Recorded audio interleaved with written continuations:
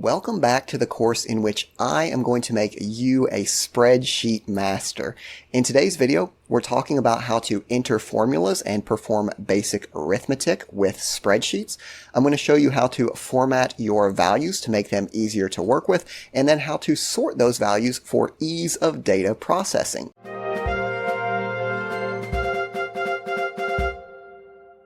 Hey everyone, and welcome back. This is the Part-Time Economist, and in today's video we are continuing our journey into learning Libre Office Calc, showing you how to master spreadsheets. Now, this course, if you may remember, is for complete beginners, people who have never touched a spreadsheet before, and we'll definitely get into more of the advanced topics later on.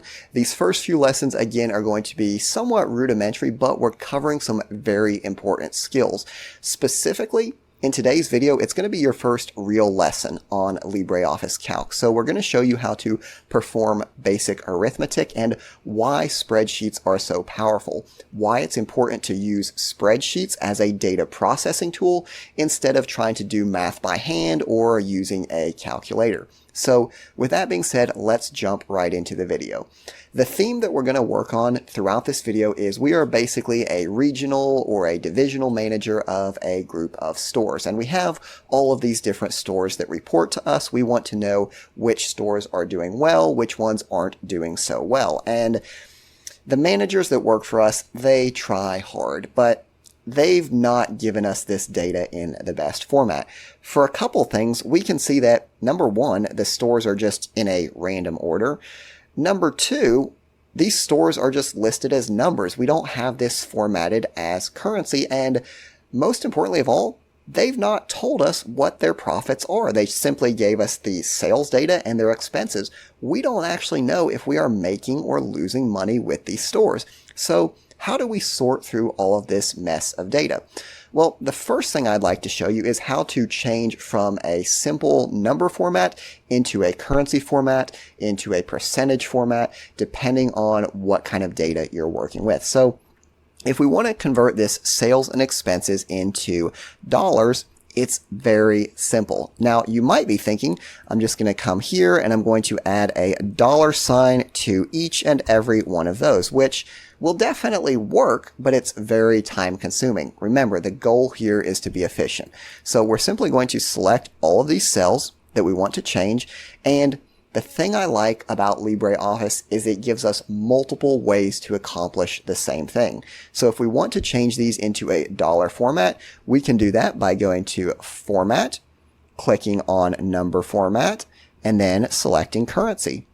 As an alternative, we can go over to the right-hand side of our screen, expand this tab, and we see a couple different tabs. You may be on a different tab when you open it, but we're going to scroll up to the Properties tab, and we have a little bit more fine-tuning that we can do here.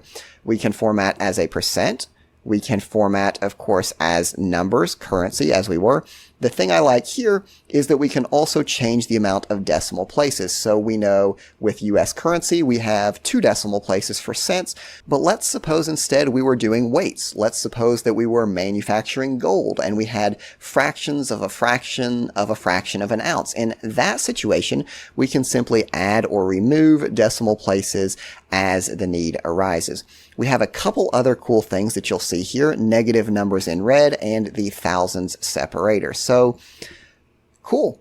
We've converted everything to dollars. That's a start. How do we actually determine what the profit is for each store? Now, if you remember from your basic business classes, you will know that profit is simply our total sales, how much we made, subtracted from how much we had to spend to make those sales. So if you're new to spreadsheets, you might be thinking, I'm going to simply take $130, right? And I'm going to subtract 150 and it's going to tell me my profit.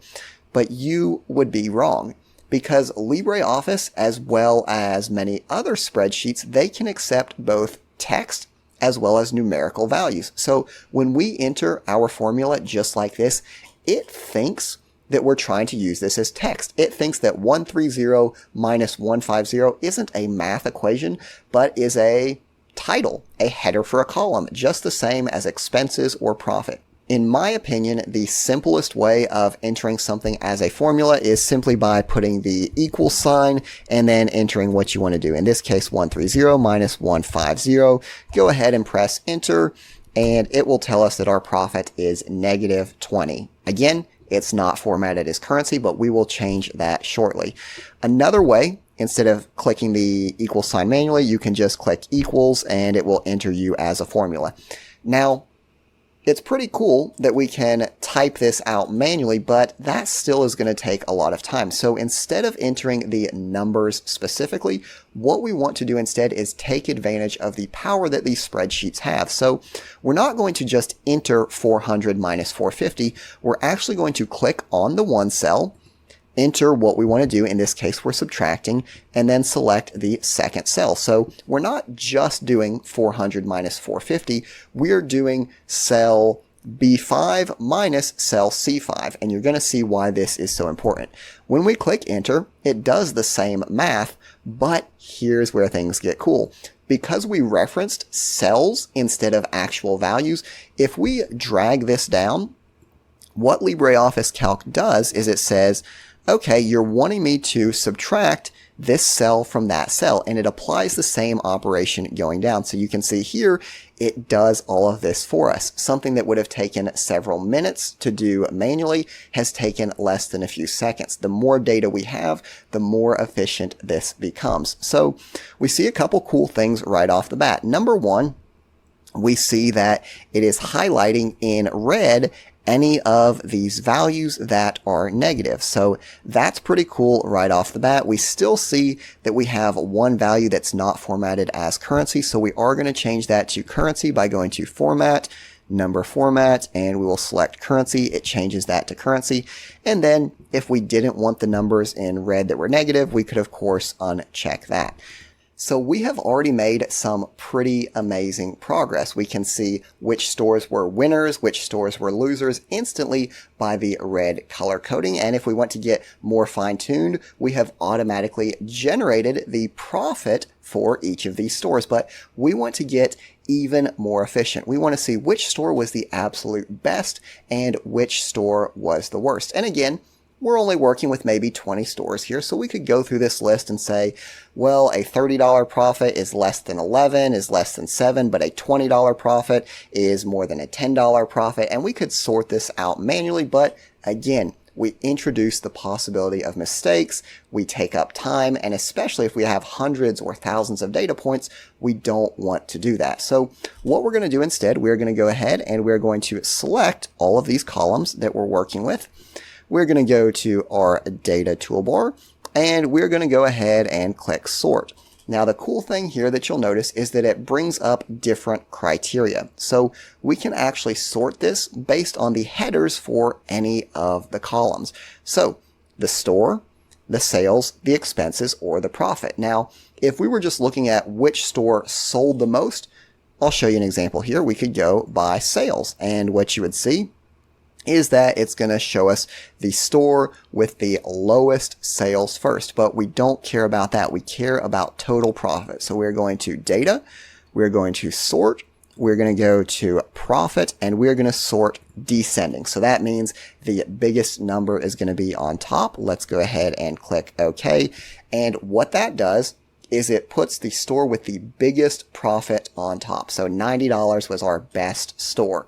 Now, obviously, any negative number is going to be smaller than the smallest positive number. So all the stores in red, all of the stores that lost money are going to be at the bottom. So just like that, in less than 10 minutes, you've already learned how to enter formulas into LibreOffice Calc, how to copy those formulas and take advantage of the automatic processing of spreadsheets.